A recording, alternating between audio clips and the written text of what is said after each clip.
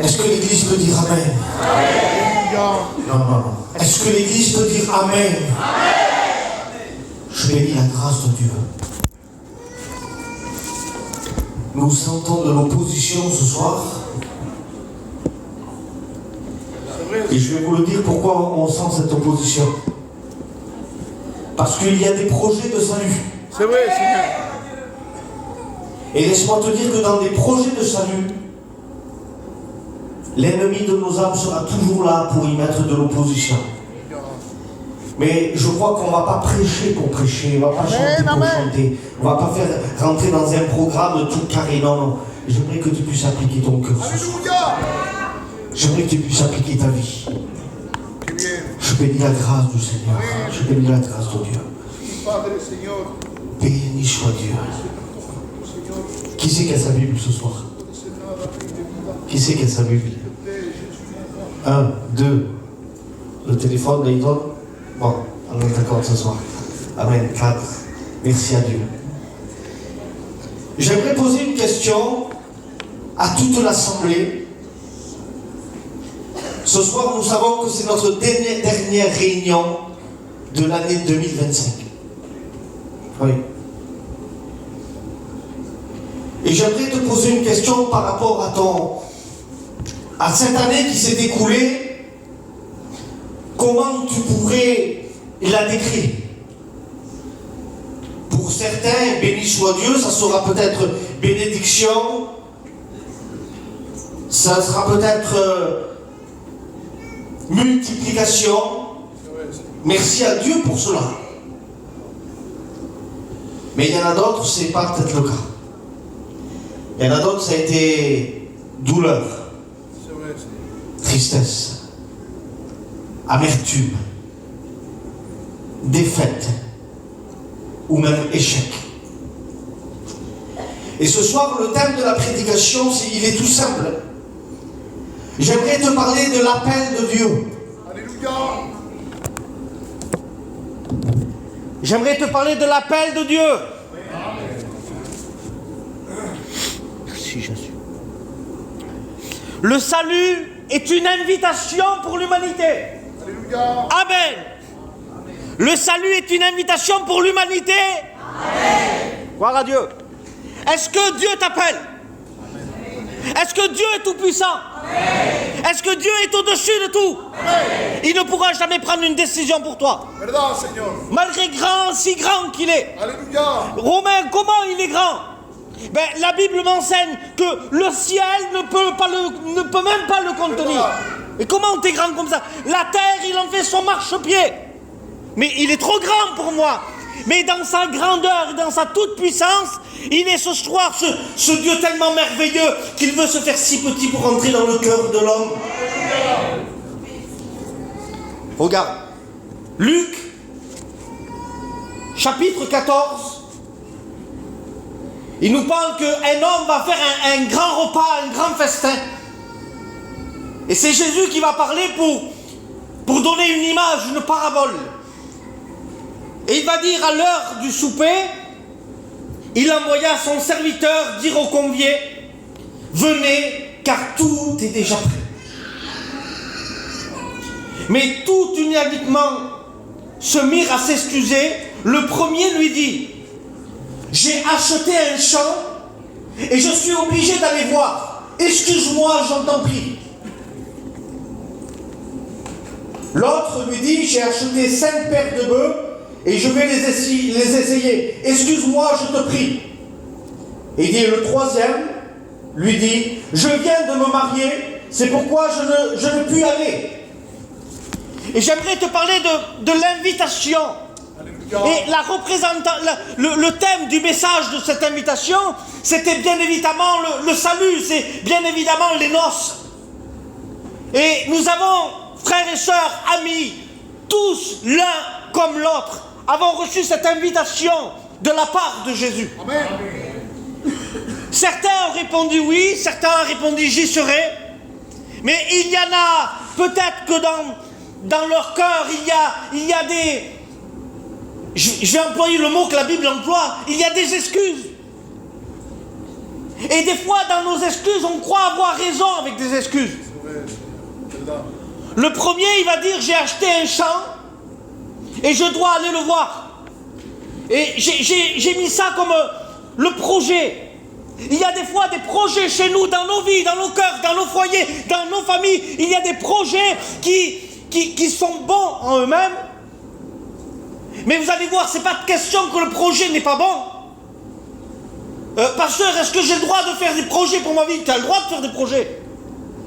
Le deuxième, il va dire, j'ai acheté une paire de bœufs et je dois aller les essayer. Excuse-moi, j'y serai pas à ton repas. Et le troisième, il va dire, je viens de me marier et donc j'ai un engagement familial. Et dans cet engagement familial, il dit, excuse-moi, je ne pourrai pas venir à ton repas non plus. Est-ce que c'est bon d'avoir des projets? Oui. Est-ce que c'est bon d'aller prendre des bœufs, les essayer? C'est si tu préfères l'image du travail. Est-ce que c'est bon de travailler? Oui.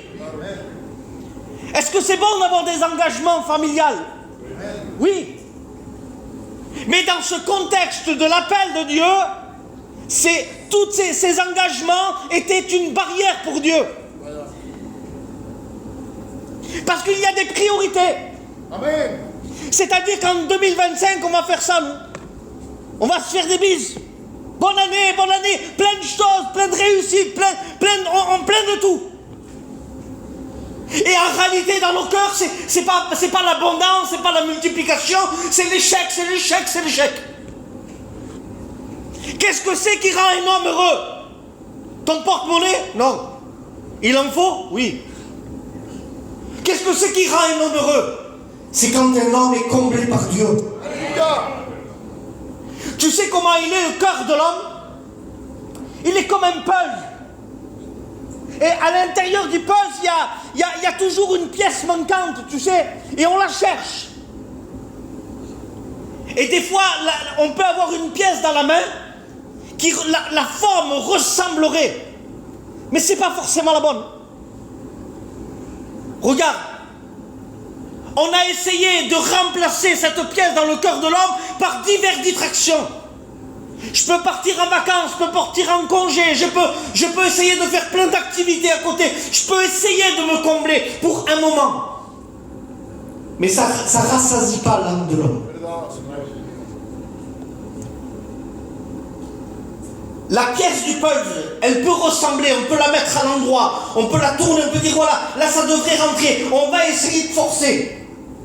Et si tu essayes de forcer, tu vas abîmer la pièce que tu mets et tu vas abîmer le puzzle autour. C'est vrai ou c'est pas vrai? C'est vrai. Des fois, quand on ne met pas les choses à sa place, quand il n'y a pas cet ordre que Dieu voudrait dans nos vies, ne te plains pas si ton puzzle n'est pas rassasié, parce que la pièce doit aller à sa place. Et ce qui est pas à sa place et qui est déplacé rend la forme incorrecte devant Dieu. C'est pour cela que le Saint-Esprit est celui qui combat le cœur de péché, de justice et de jugement. Mais quand l'invitation va se faire, qui va faire appeler ces gens, c'est honorant quand on reçoit une invitation. C'est honorant. Mais quand le serviteur revient avec les nouvelles et il dit, maître, ceux que tu m'as fait appeler, ils ont refusé ton invitation, ils ne viendront pas. Tu sais qu'est-ce qu'il va dire? Allez chercher les pauvres, allez chercher les aveugles, allez chercher les estropiés, les boiteux. Qui c'est ça? Eh bien, les pauvres, c'est ceux qui n'étaient pas riches. Et la seule richesse, c'est Dieu dans une vie. Alléluia. C'est ceux qui ne connaissaient pas Dieu, les pauvres. Gloire à Dieu. Et il dit les aveugles, c'est ceux qui n'avaient aucune vision. Il dit les estropiés, c'est ceux qui étaient handicapés, qui n'étaient pas capables de marcher. Et les boiteux, c'est ceux qui étaient limités dans leur marche. Et voilà l'invitation de Jésus aujourd'hui pour l'Église. Allez chercher dehors ceux qui n'ont pas encore rencontré Dieu, ceux qui sont aveugles, qui n'ont pas de vision, ceux qui sont estropiés, qui ne sont pas capables de marcher, et même ceux qui arrivent à marcher, mais que c'est dur pour eux. Voilà l'invitation du Christ en 2025, son invitation n'a pas changé. Je te pose une question. Est-ce que tu veux de la réussite pour 2026? Je répète. Est-ce que tu veux de la réussite pour 2026? La seule réussite que tu pourras trouver ne se trouve pas forcément dans ton travail, dans ton compte bancaire, mais quand un homme est rassasié en esprit, celui-là est comblé. Alléluia. il n'y en a pas un autre. Et voilà l'invitation de Jésus. Ce soir, te rappeler que tu as peut-être marché d'échec en échec. Peut-être il y a eu des hauts et des bas. Et ça arrive et c'est normal. D'ailleurs, j'ai donné cet exemple une fois, et je crois que je vais le donner encore ce soir, mais le haut et les bas, qui c'est qui passe par des hauts et des bas? Dis-moi, qui c'est qui passe par des hauts et des bas? C'est bien. Quand tu branches quand tu vas à l'hôpital et qu'on te met les appareils pour tester ton cœur, un cardiogramme, télécardiogramme, électrocardiogramme. Je suis presque docteur. La machine, elle te teste pour voir que si tu es vivant, il y a des pics qui montent, il y a des pics qui descendent. Eh bien, la vie chrétienne, c'est ça. Mais si le trait, il est tout droit, t'es bon pour la casse. Alors, il y a des hauts, il y a des bas. Dis merci Seigneur, je vis. Il y a des hauts, il y a des bas. Merci Seigneur, tu vis avec moi. Est-ce que tu sais pourquoi? Est-ce que tu arrives à comprendre pourquoi Dieu permet que tu passes des fois plus de bas que de haut?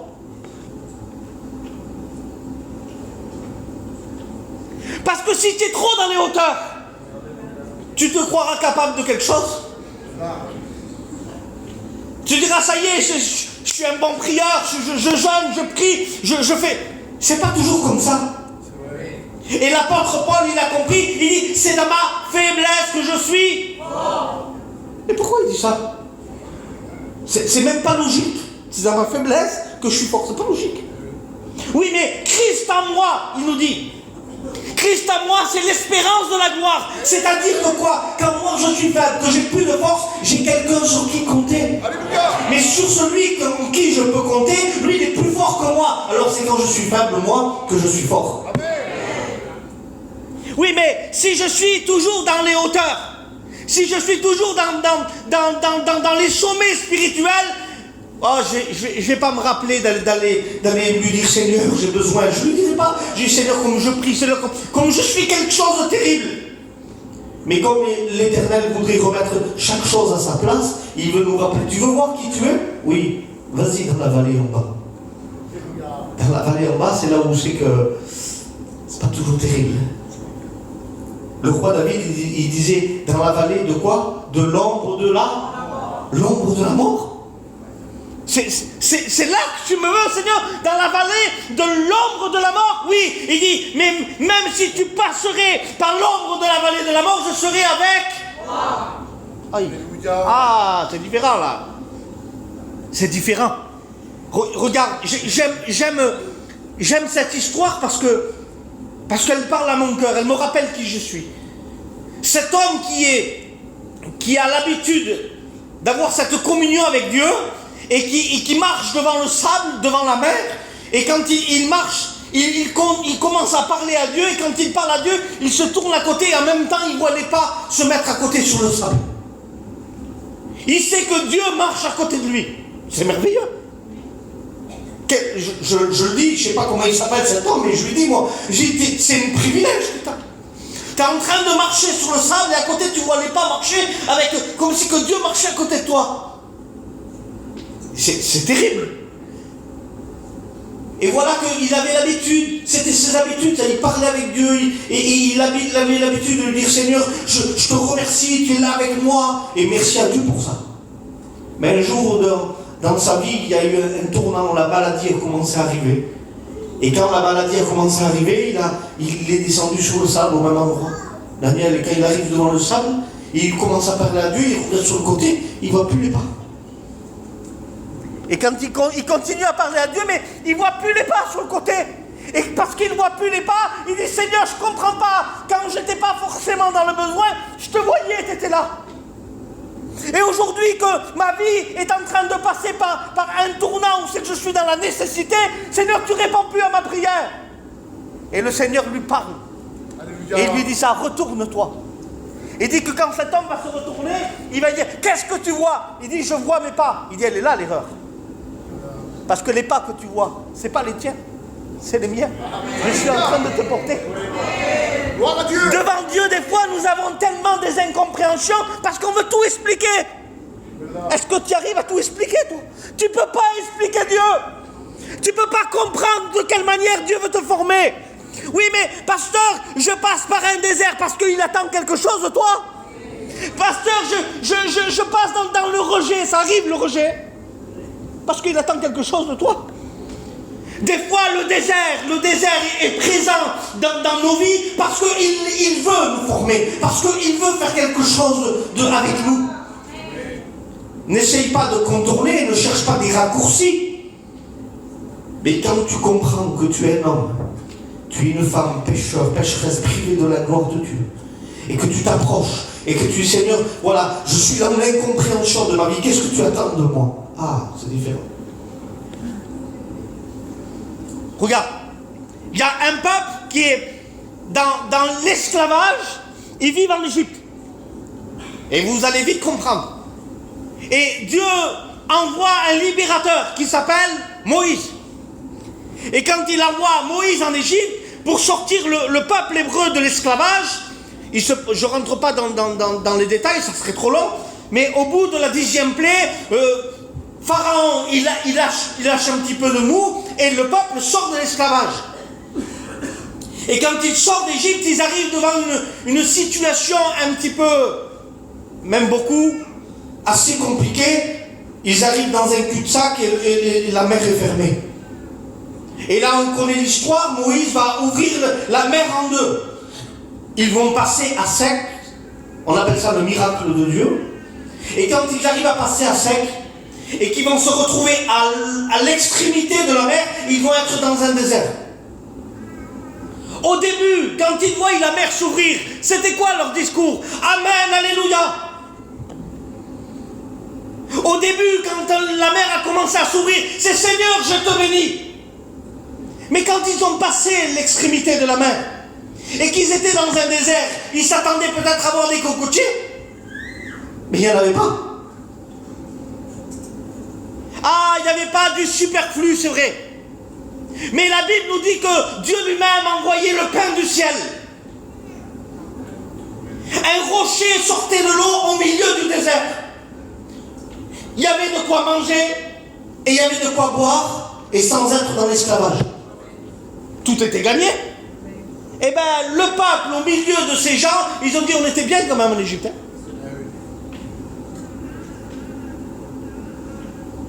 Ça te rappelle rien, ça? Quand tu es sorti du monde, parce que l'Égypte, c'est le monde. Et que Dieu a envoyé un libérateur, il ne s'appelle pas Moïse, il s'appelle Jésus. Et qui t'a dit, qui t'a amené à un endroit où c'est que c'était impossible pour les hommes de te faire passer. Lui, il a ouvert la mer Rouge, mais Jésus, lui, il te pardonne de ton péché. Il te fait sortir. Tu es dans un désert. Tu te dis, ça y est, je suis libre. Il n'y a plus personne derrière moi. Je n'ai pas le temps d'ouvrir ma bouche. Tous les matins, le pain descend du ciel et un rocher me suit et on a de quoi s'abreuver. Tout le monde devrait crier Amen, Alléluia. Mais là, le peuple disait, on était bien là-bas. C'est-à-dire que le problème, le réel problème, c'est pas forcément l'endroit où tu es. Le problème, c'était le cœur. Parce qu'ils étaient sortis d'Égypte. Mais l'Égypte n'était pas sortie d'eux. Ah. Ils étaient, eux, sortis d'Égypte, mais l'Égypte n'était pas sortie de leur cœur. C'est pour ça qu'ils disaient, on était bien là-bas. Pour rentrer dans la promesse que Dieu avait donnée à ce peuple. Combien de temps, on va voir s'il y en a qui savent, combien de temps ils ont tourné dans le désert? 40 ans. Combien? 40 ans. Merci. 40 ans. Est-ce que tu sais combien de kilomètres il y avait entre entre l'endroit où c'est qu'ils sortent de la mer et l'endroit où c'est qu'ils doivent rentrer dans Canaan? 11 quoi? 11 kilomètres. Combien de temps il faut pour faire 11 kilomètres à pied?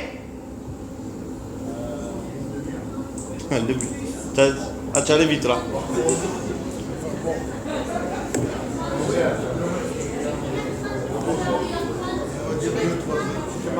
Allez, on va dire 11 km une journée. Ils ont mis 40 ans. Il n'y a pas un problème? Baka, il y a un problème, non? 40 ans pour faire 11 km. Tu sais pourquoi? Il dit que Dieu les a fait tourner en rond dans le désert. Pourquoi? Parce qu'ils cherchaient que leur propre intérêt. Et devant Dieu, si tu cherches toujours que ton propre intérêt, tu tourneras en rond et jamais tu rentreras dans la promesse que Dieu a pour toi. Et si tu dis pas, Seigneur, si tu n'es pas capable de le dire avec des mots, pas qu'avec des mots, mais avec un cœur vrai, Seigneur, que ta volonté avant la mienne. Si tu arrives à me dire que ta volonté avant la mienne, je te le promets que dès ce soir, tu rentres dans Canaan. Alléluia. Oui, mais Seigneur, tu as changé. Non, c'est toi qui as changé. Seigneur, tu m'as oublié. Non, c'est toi que tu l'as oublié. Seigneur, tu ne comprends pas. Non, c'est toi que tu ne comprends pas. Et oui, la réalité, elle est là. Parce qu'il dit qu'en Dieu, il n'y a point d'ombre de variation. Il ne change pas. Amen. Il sera toujours le même hier, toujours le même aujourd'hui et... Amen. Alors le Dieu que je te présente, celui qui t'a invité aux noces,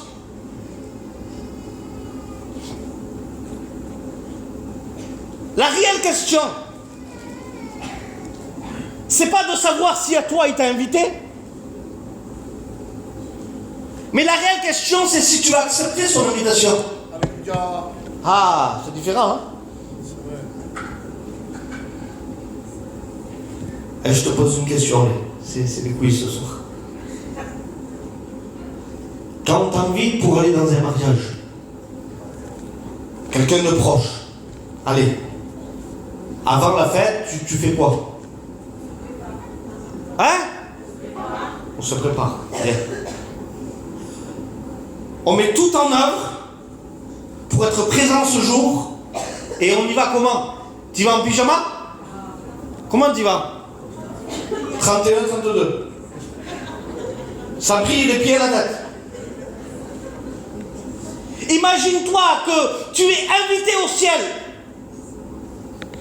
Et tous les jours tu dis, ça va, je vais me préparer. C'est vrai. Ça va, j'irai mieux. Le mois prochain, le mois prochain, je travaille un peu moins. Ça va aller. Tu sais c'est quoi? Je sais qu'il y en a qui rigolent parce que c'est vrai. C'est comme si que tu as ton billet de train. Avec ta valise prête. Tu arrives à la gare, le train il est à 11h32. Et tu arrives à la gare, il est 11h34. Ah ouais, t'as ta valise. Il est où le train? Il t'attendra pas. C'est vrai. Si tu n'es pas à l'heure, le train ne t'attendra pas, quel que ce soit ton nom. Allez, je te le dis ou je te le dis pas?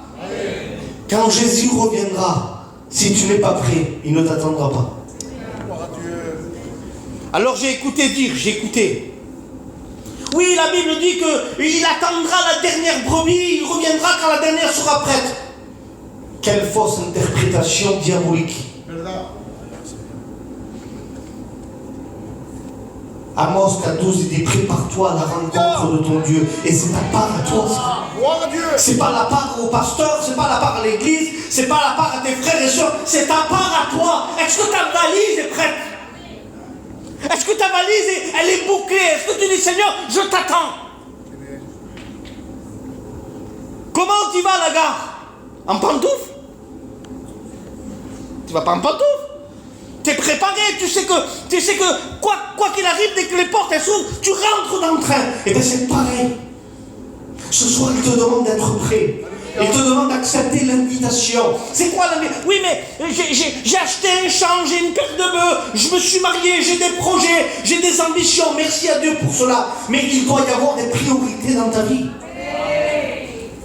Et si tu ne fais pas de Dieu ta priorité, alors je vais dire ça. Je dis ça, c'est mon opinion personnelle, ça. Même si on sait que les projets, c'est pas un péché, le travail, c'est pas un péché, l'engagement familial, c'est pas un péché, mais si tu fais passer des choses avant Dieu, ça devient un péché. C'est quoi le premier commandement? Dites-le moi, j'écoute pas. Hein? Non, premier commandement.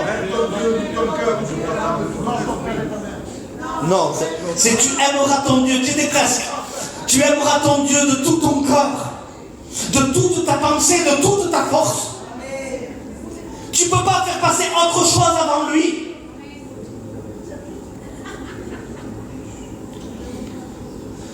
Tu sais, tu me permets d'être libre avec toi. Et tu me permets d'être cru aussi. Il y a moins d'amen, hein. Accroche-toi à ta chaise. Je vais te dire quelque chose que c'est réel. Dieu n'a pas besoin de toi. Alléluia. Je répète, hein, Dieu n'a pas besoin de toi. Que tu es là ou que tu n'es pas là, que tu veux ou que tu ne viens pas, il reviendra prendre son église et si tu n'es pas pris, il partira sans toi. Mais la réalité, c'est que toi, tu as besoin de Dieu. Et si tu as besoin de Dieu, tu as besoin de comprendre qu'aujourd'hui, tu as besoin de prendre position.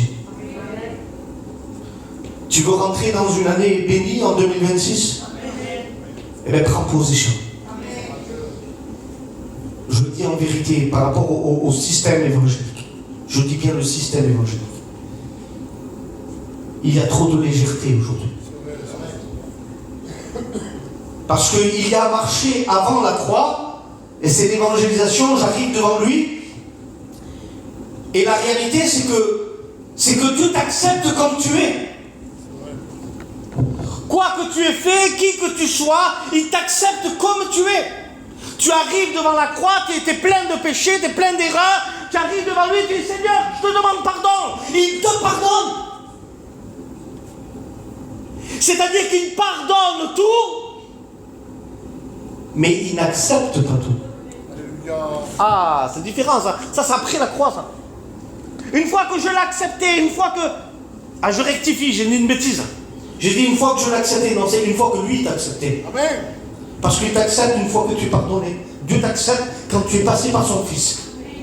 Et quand tu as été accepté par Dieu, eh bien tu marches après la croix. Et après la croix, Dieu n'accepte pas tout.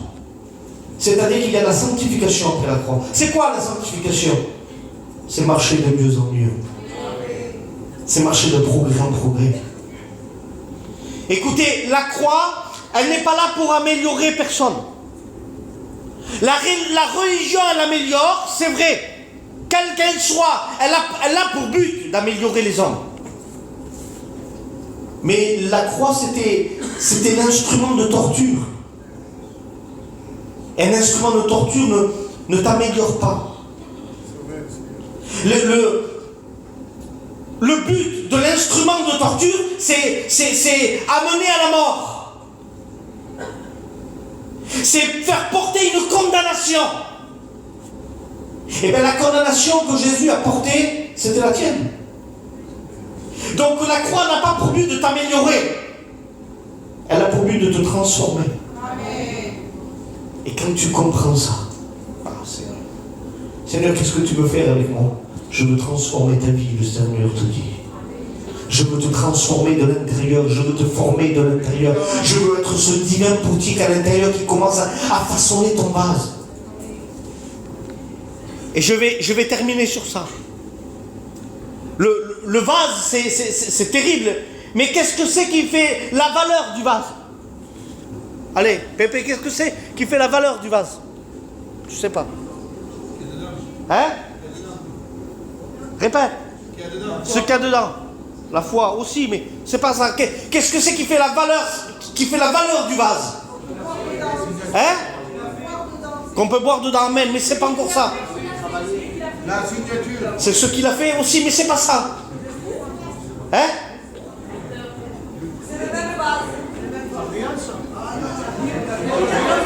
La brillance? Non plus.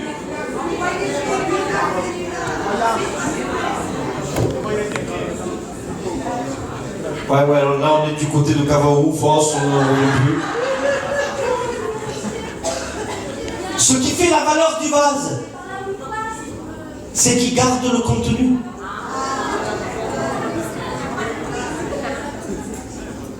Imagine-toi que je te dis, tu es au bout de la salle. Et je te dis, amène-moi à boire. Et tu m'amènes ton vase à toi, mais il est tout troué. Arrivé ici, il n'y a plus d'eau, je ne peux plus boire. Eh bien, c'est des fois, certaines personnes dans nos réunions, ils écoutent la parole, on les remplit. Ils sont passés à la porte, ils n'ont pas fini de monter le chemin. Le vase est vide. Tu sais pourquoi? Parce que les cœurs sont ébréchés. C'est-à-dire que tu as besoin d'être réparé. Je connais quelqu'un qui est qualifié pour réparer des vases. Le livre de Jérémie l'appelle le divin potier. Dans le Nouveau Testament, on l'appelle le Fils de Dieu. Et dans le livre d'Ésaïe, on l'appelle l'admirable. Et lui, il est qualifié pour reformer ton vase et réparer les brèches. Aïe. Tu veux garder est-ce que tu veux garder le bon dépôt dans ton vase? Eh bien, il faut te laisser réparer. C'est quoi me laisser réparer? Oui, mais pour te laisser réparer, il faut savoir dire, Seigneur, je suis cassé. Il faut savoir lui dire, Seigneur, parfois la vie m'a brisé. Il faut savoir des fois avouer, de dire, Seigneur, aujourd'hui j'ai essayé, pendant quelques années, j'ai pas réussi, j'ai besoin de toi. Écoute, je te dirai pas que ça sera facile. Parce que si le vase, il aurait pu parler, je dis bien, s'il aurait pu parler, quand le potier l'a modulé, il l'a façonné, il lui a donné la forme qu'il voulait, il l'a réparé, il a colmaté les brèches, et si le vase, il aurait pu parler à cet endroit-là, il aurait dit, je suis beau, je suis magnifique. Mais s'il aurait pu parler un petit peu plus tard, lorsque le potier le rentre dans le four, à je ne sais pas combien de degrés de température, le vase, s'il aurait pu parler, il aurait dit, Seigneur, c'est dur de passer par le four. Oui, mais sans le four. Mais le four, c'est l'épreuve, le four, c'est ton désert, le four, c'est le moyen, c'est ton école à toi, ça. Oui, mais s'il n'y a pas le four, le vase ne sera jamais terminé. Mais la Bible nous dit que l'œuvre qu'il a commencée en toi, il la rendra parfaite. Je te donne un conseil. Accepte le four. Il faut accepter les mains du potier. Il faut accepter l'argile. Mais il faut accepter le four. Et si j'accepte le four, alors quel vase tu seras? Eh bien, tu deviendras un vase d'honneur. Et si tu es ce vase d'honneur, tu vas pouvoir être cet instrument utile. Allez, je clôture. Je pose une question. Maintenant, pour mes frères et sœurs, peut-être mes amis, qui aujourd'hui, dans leur cœur, ils veulent se sentir utiles.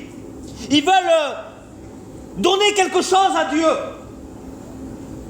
Attention, je pose une question, je vais te demander de te lever si c'est vrai. Si c'est pas vrai, te lève pas, reste assis. Parce que c'est devant Dieu. Est-ce qu'il y a des personnes ici qui voudraient être utiles pour 2026, qui se lèvent de sa place?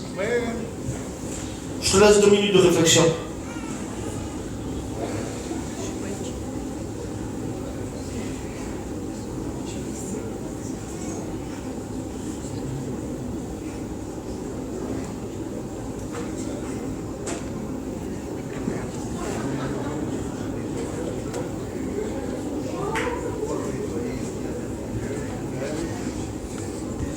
Tu veux être utile? Qu'est-ce que tu veux être? On peut être une belle guitare, un beau piano. Tu veux servir tes frères? Ben, deviens une serpillière. C'est pas beau une serpillière, mais une serpillière dans les mains de Dieu. Elle est capable de nettoyer devant la maison de chez mon frère. Elle est capable de faire de la propreté là où c'est qu'il y a de la saleté. C'est pas bon de dire je suis une serpillière. Mais un jour, un serviteur de Dieu, il a dit, moi je voudrais être un paillasson. Je dis, pourquoi un paillasson? Il dit, parce que je le mettrai devant l'église. S'il y a des personnes qui ont peut-être les pieds remplis de boue, ils pourront s'essuyer sur moi. Ça me donnerait toujours à supporter mes frères et à les voir plus grands que moi. Et si j'arrive à voir mes frères plus grands que moi, aïe. Alors tu sais comment tu vas être appelé? Désormais, tu seras appelé enfant de Dieu. Tu peux t'asseoir.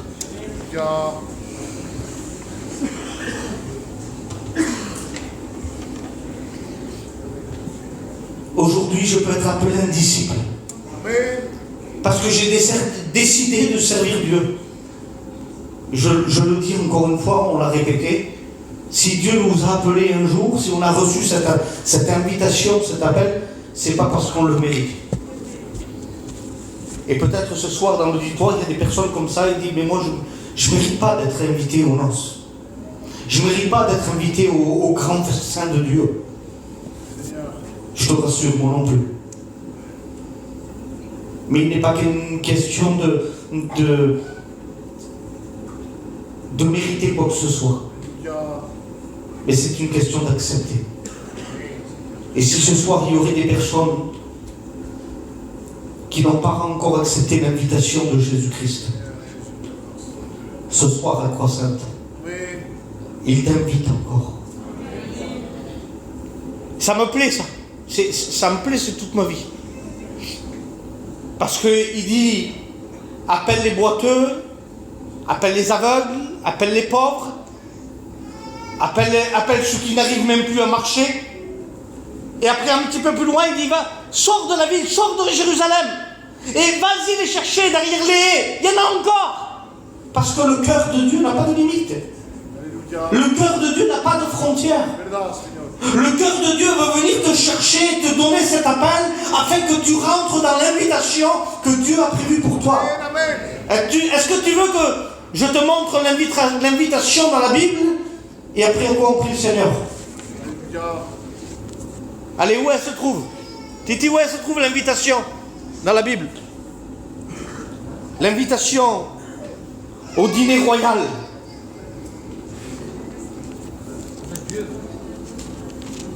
Un verset qu'on a l'habitude de mentionner, réciter. Mais ce soir, il est question de l'accepter. Car Dieu a tant aimé le monde qu'il a donné son Fils unique, afin que quiconque croit en lui ne périsse point, mais qu'il ait la vie éternelle. Oui, mais comment tu sais que c'est pour moi? Qui c'est quiconque? C'est toi. Alors voilà l'invitation pour le ciel. Car Dieu a tant aimé le monde qu'il a donné sa vie pour toi. Il ne veut pas que tu te perdes, il veut que tu acceptes l'invitation. Est-ce que vous voulez qu'on prie le Seigneur ensemble?